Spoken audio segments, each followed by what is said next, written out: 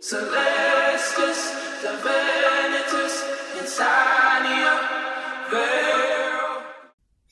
Hello, I'm Robin Douglas, and in this video I'm going to be talking about the Netflix drama series Kaos.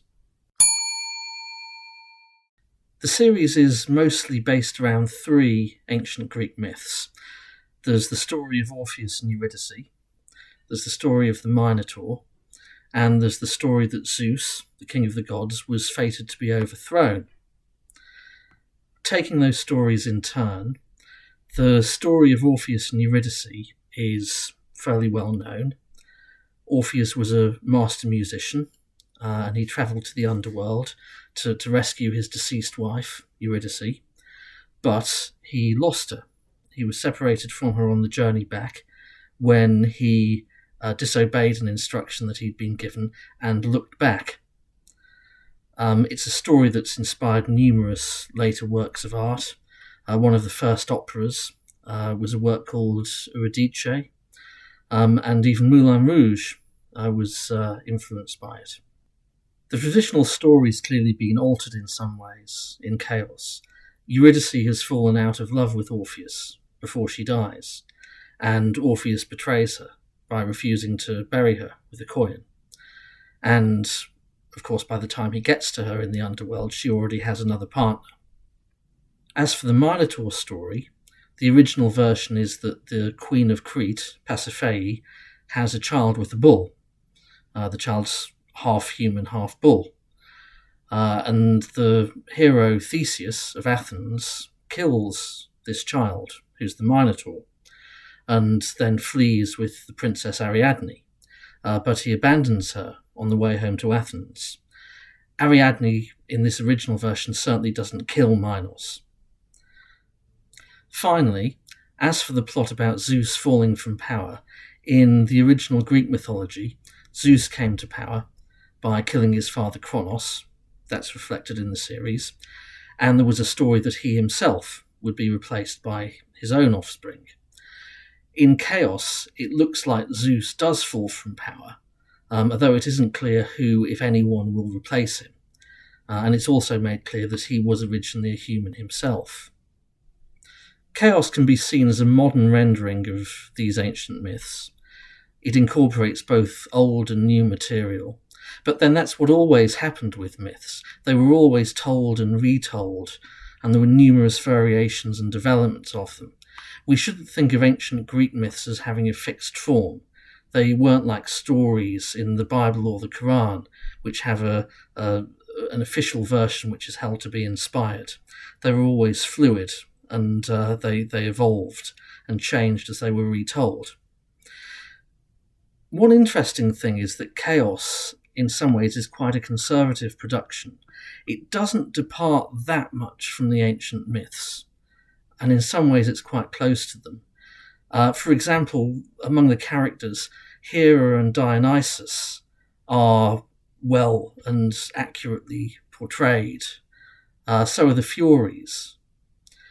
The novelty element of the series is actually rather limited, although it is there.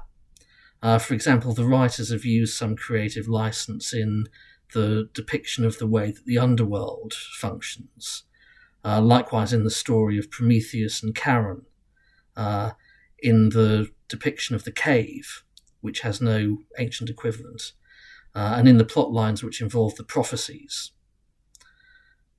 Oddly enough, there are some Roman elements alongside the Greek elements. The religious functionaries whose tongues have been cut out are known as tacitors, which is the Latin for silent women. And the term vero is likewise used as a kind of amen. It's also used in the chant that's played repeatedly, Celestis Divinitus Insania Vero.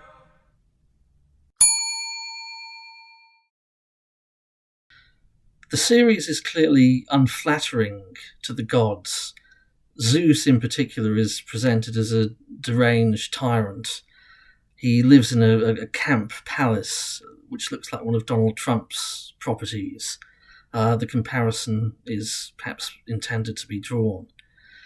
The established religion is presented as being a lie, based on deception of humans. The series ends with a rebellion of humans against the gods. And it's tempting to say that these ideas come not from ancient Greek culture, but from modern secularist thinking. This perhaps isn't so much Homer or Hesiod as Richard Dawkins or Christopher Hitchens. There's a lot of truth in this, but it's not entirely true.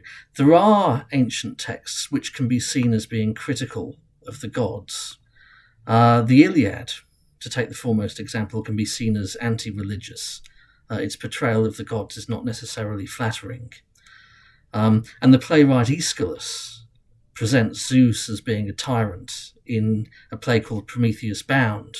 And the fact that Prometheus has such a prominent role in Kaos hints, I think, that that play may have been a direct influence on the show. There are other touches of modernity. The enmity between the Greeks and Trojans is mixed with American racial politics. There's a prominent transgender character, although it is worth noting that the original Greek character of Kaos also changed from a girl into a boy, so that wasn't made up by the writers. Sometimes the brutality can be rather gratuitous, and that serves to remind us that this is a TV production and the writers had a commercial product to sell. It's been said that modern retellings of myths, like the ones that we find in Kaos, are not really like the original myths, on the grounds that the original myths had religious significance. And this is a fair comment, that there is a lot of truth in that. But it has to be remembered as well that ancient myths had several different functions, and one of those could be entertainment. We're not dealing here with stories that would necessarily be treated with the reverence that scriptural stories would be treated with in the Abrahamic religions. Although religious stories in the Abrahamic religions can and have been used as entertainment as well. And in any event, entertainment itself can have a serious purpose. It's not just amusement. It's not just frivolous. Fictional dramas and writings can make us think, and they can help us to make sense of the world.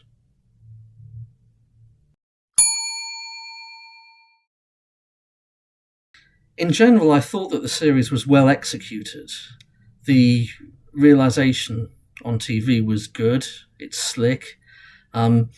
The scenes in the human world give a fairly convincing idea of what a modern pagan society might look like.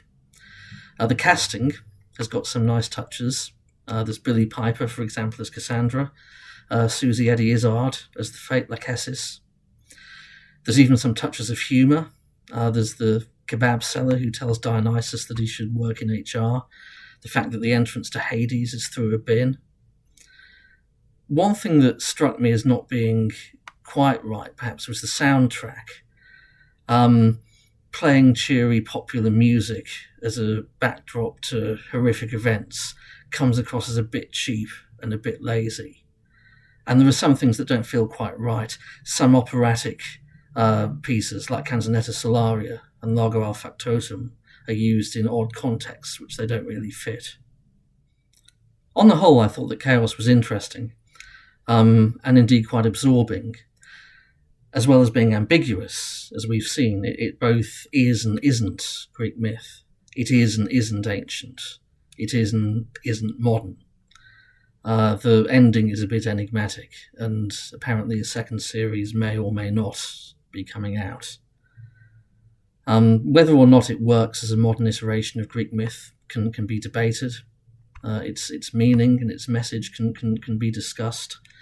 But then that open-endedness, that openness to interpretation, is one of the things that myth is for. And to that extent, it does stand as a valid mythical narrative, a kind of myth for our own time.